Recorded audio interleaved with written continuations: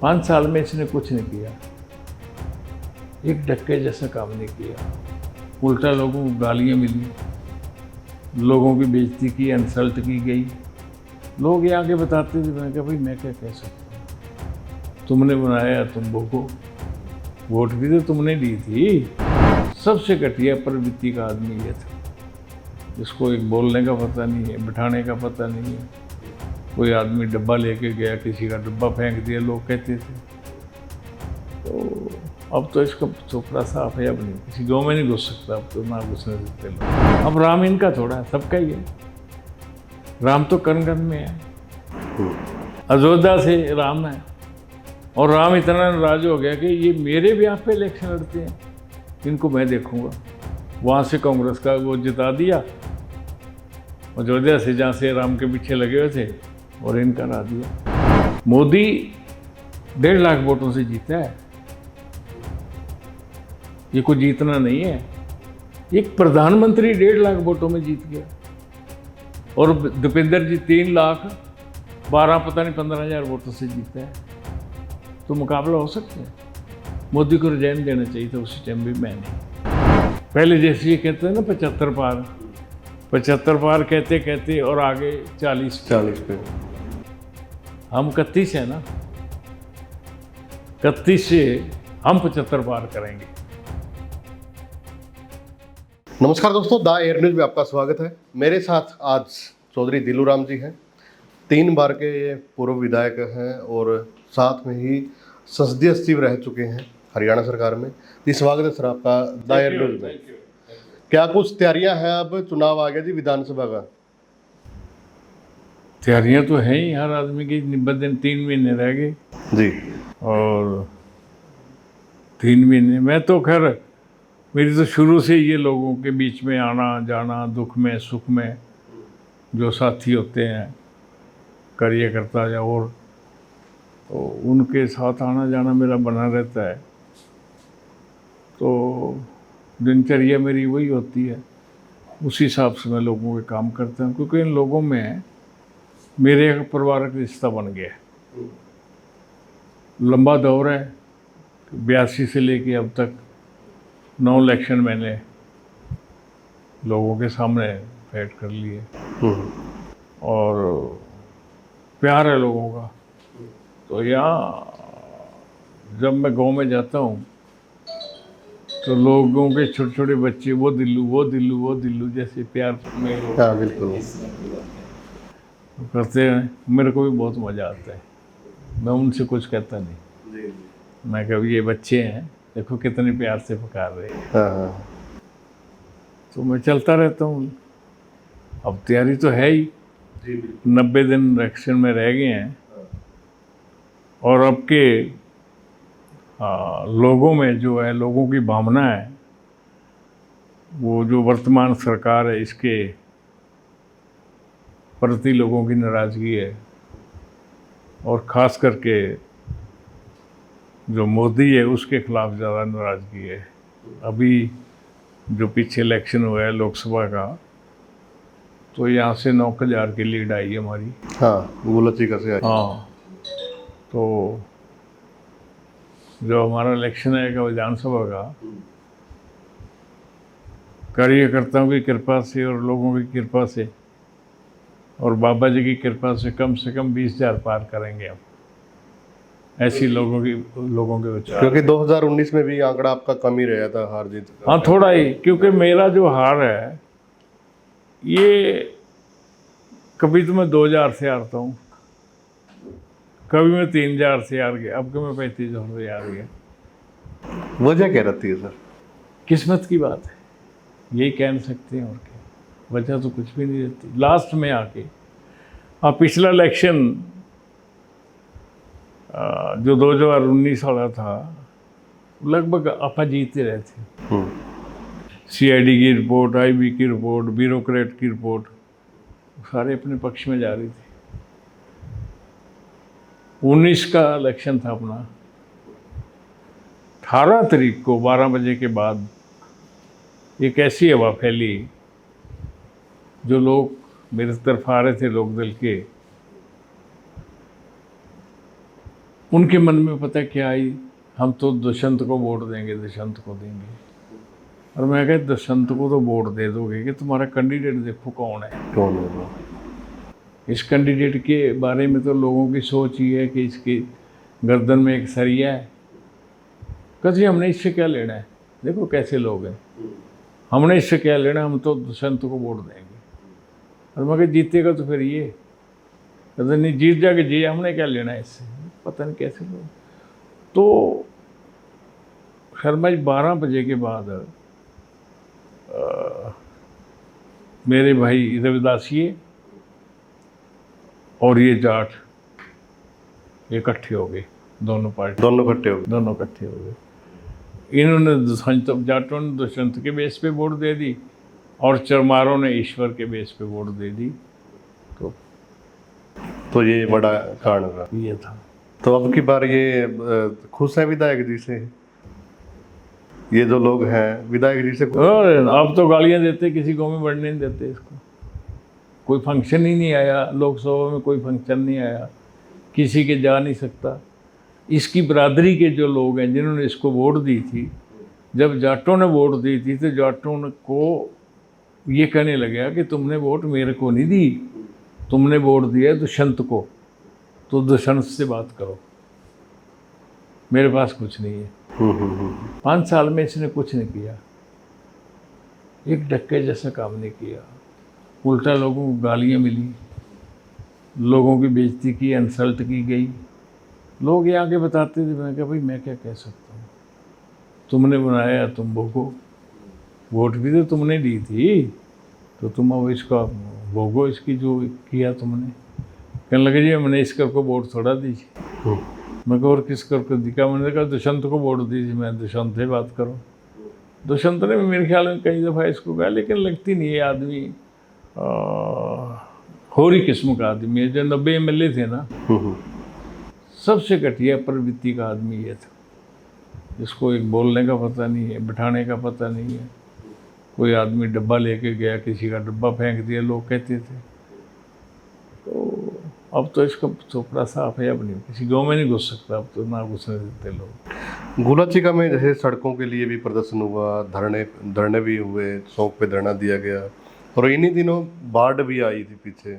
तो क्या कुछ लग रहा है, अब समाधान हुआ इन बातों का जी कुछ? ऐसे सड़कें अभी भी खराब हैं, कुछ सड़कें ठीक हुई हैं, लेकिन ज़्यादातर जो गाँव की सड़कें हैं, देहात की सड़कें हैं, वो उन सड़कों का भी सवाल। मेरी वाली सड़क पे निकल के आए होंगे आप? हाँ। कितनी बढ़िया है, कहीं खड्डे में तो नहीं लगी गाड़ी ना, अब तो ठीक हो रही है। कहाँ ठीक होगी? ये हाँ, ये बहुत बेकार थी मेरे वाली। अब ये 65-70 है। इसके लिए भी मैंने कई दफ़ा कहा भाई यार मेरी सड़क तो बना दो।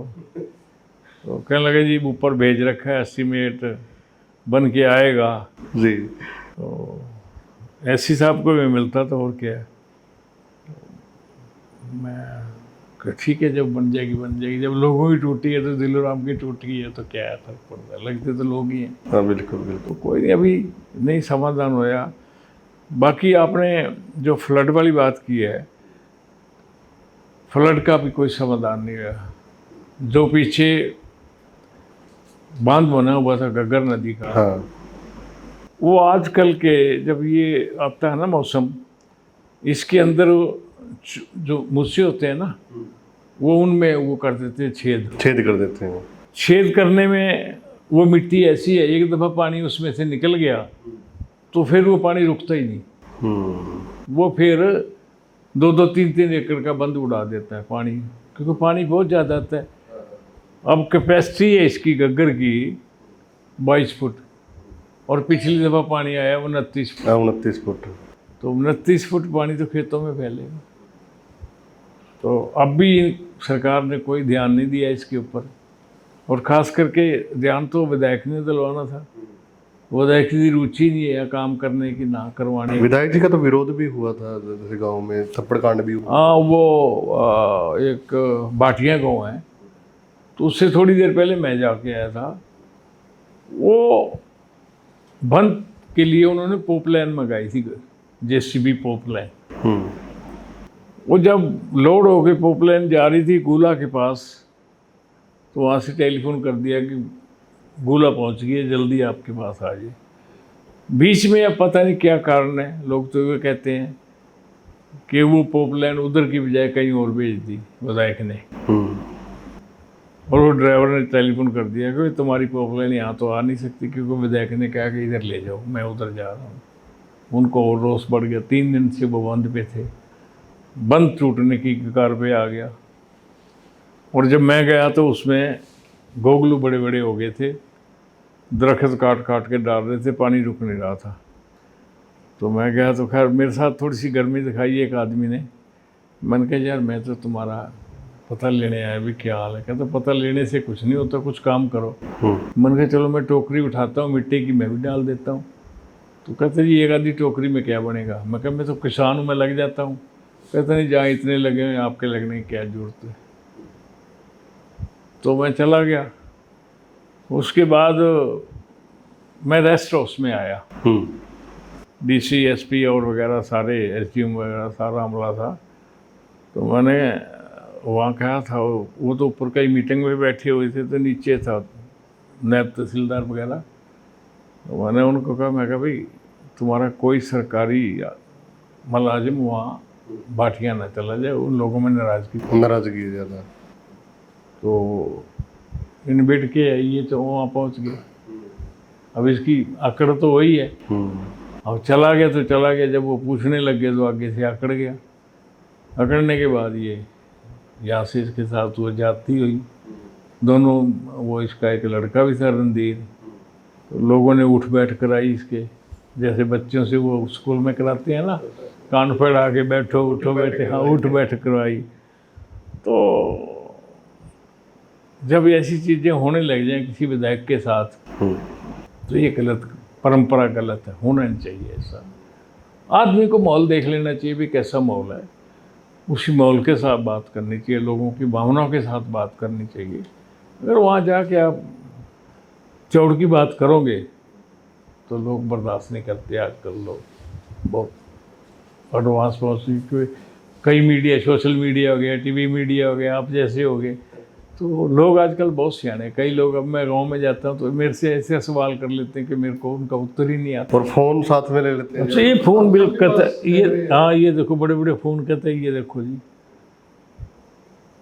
तो एक एक शब्द शर्मा जी बड़े सोच के बोलना पड़ता है, अभी ऐसा कोई शब्द ना निकल जाए जिसके लिए कल को कोई देनी आ जाए। बड़े साफ से बोलना पड़ता है। कैथल में कांग्रेस का कार्यकर्ता सम्मेलन था कल जी, और हुड्डा साहब यहाँ पे आए थे, क्योंकि हुड्डा साहब कम ही आते हैं, लेकिन अब आए तो कल अच्छा रहा, बहुत अच्छा रहा। क्या कुछ कहेंगे, मतलब यहाँ भी ज़्यादा प्रभाव डालेंगे हुड्डा साहब अब? नहीं, ये तो कल जयप्रकाश ने बोलते हुए कहा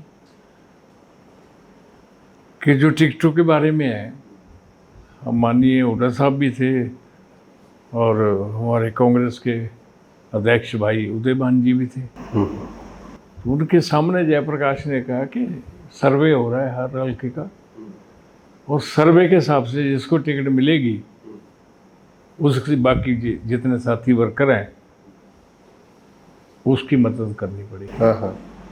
जो वो गोला हो जाए, कैथल हो जाए, कलियात हो जाए, पुंडरी हो, कोई भी हो, तो उस हिसाब से जब सर्वे जाएगा तो फिर ऊपर वालों को सर्वे के हिसाब से बात करनी पड़ेगी। जी, आपने क्या कुछ सोचा है, जैसे इस बाढ़ के जो हालात बनते हैं इसको कैसे रोका जा सकता है? अब बाढ़ के बारे में मैं क्या बताऊं, ये एक ड्रेन बनी हुई है सड़क के साथ साथ, बरसाती ड्रेन। तब से बाढ़ से लेके अब तक इसे की सफाई नहीं हुई। अभी मैं परसों नरसों एससी के पास गया था, इरिगेशन के पास। मैं कहा जी वो ड्रेन है, उस ड्रेन में सारे जंगल का पानी और 5-6 गाँव जैसे ककेड़ी है, पापसर है, कक्योर है, ककराला है, और पेवे तक का पानी इस ड्रेन में पड़ता है। तो उस ड्रेन की में क्या अवस्था ख़राब है, सफाई नहीं है, बिल्कुल अड्डी पड़ी है। जेसीबी पोपलाइन चाहिए और तब जाके साफ होएगी। कहने लगा मैं भेज दूंगा। मैं तब भेजोगे जब बारिश आ गई। अभी तक किसी ने एक टोकरी मिट्टी नहीं डाली, किसी की बंद की व्यवस्था नहीं है। मतलब ऐसे लगता है कि जैसे ये गोला चिक्का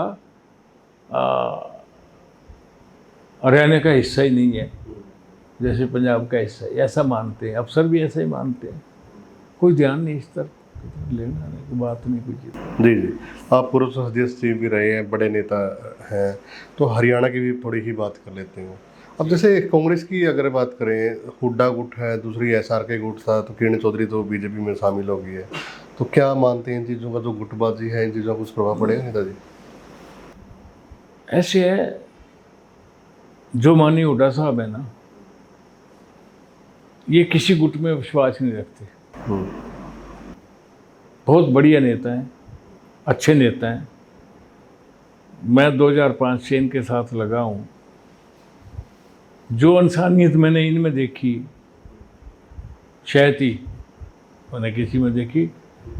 मैं चौधरी भजनलाल के साथ भी रहा हूँ, उसके बाद चौधरी बंसीलाल आया था, उसके साथ भी रहा हूँ।